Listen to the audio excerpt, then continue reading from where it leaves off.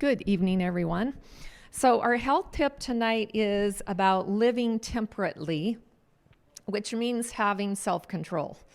So maybe most of you have heard the phrase that we should have moderation in all things, but I would like to propose a different way of looking at it, and that is that anything that is to actually be healthy, whether it's physically, emotionally, or spiritually, that we should eliminate everything that is bad and then have moderation in the good things. I'm going to talk about a few of the harmful things. Does anybody know what the top drug is in the United States? Yes.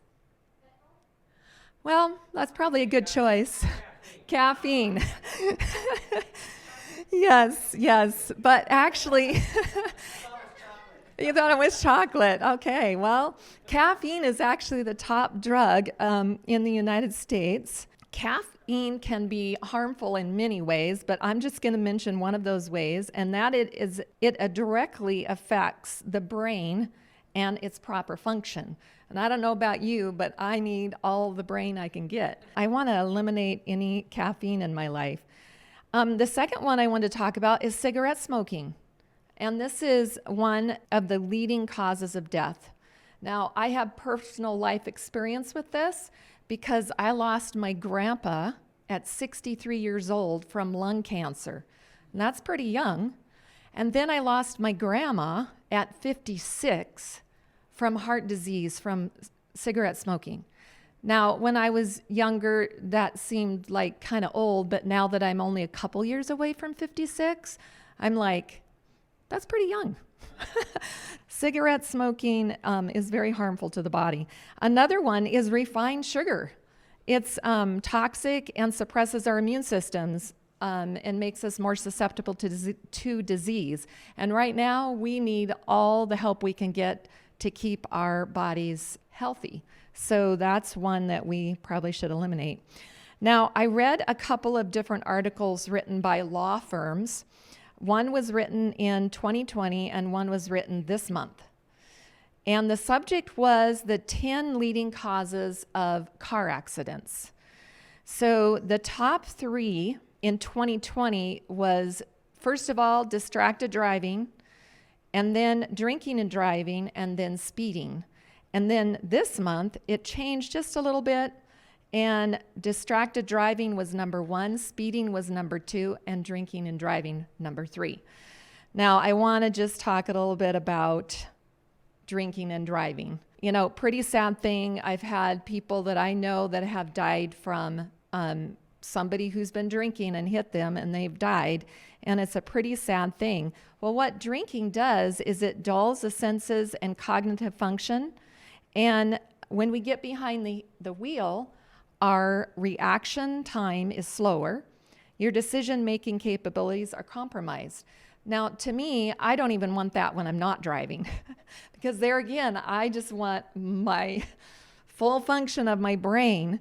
So I would just rather have a clear mind no matter what. So there's many other things that are harmful to the body, but I don't have time to go through all of those. But what about those things that are good? Can good things be harmful? Well, actually they can. Sunshine is great, but if you spend too much time in the sun, we all know what happens. We get kind of fried. And it isn't healthy for us either. So we need to be moderate in what we do in the time we spend in the sun. What about water? Water's amazing. Can you drink too much water? We actually can drink too much water. So we need to be moderate in how much water we drink. We can be eating the most amazing food, healthy, great, but if we overeat, it's harmful to our bodies. Doesn't matter how good the food is for us. If we're overeating, it's harmful. What about these things? There are many things that are good about having a cell phone. I could not run my business if I didn't have a cell phone. And it's nice. You can keep in touch with friends and family. But we need to be sure that we're using them wisely, because back to this driving, 14% of all fatal car crashes involve distracted driving by using the cell phone. Now, 14% doesn't maybe seem like that much, but to me, that's a huge number. Any life that's lost, it's a huge number, right? So it can affect good sleep also. I think those of you that were here last night, Heidi mentioned that our cell phones or any kind of screen like that, computer, television, whatever, we need to be staying away from that like an hour or so before we go to bed. Otherwise, we don't get good sleep. That is another way that we need to be moderate in the use of our cell phones. What about it distracting us away from family? How many times, maybe you've gone to a restaurant and you see a family sitting there and they're all on their cell phone. Or, it can take away from relationships too. So a cell phone can be good, but we need to have moderation in it. So there's many things we need to consider in our lives that we can live more temperate.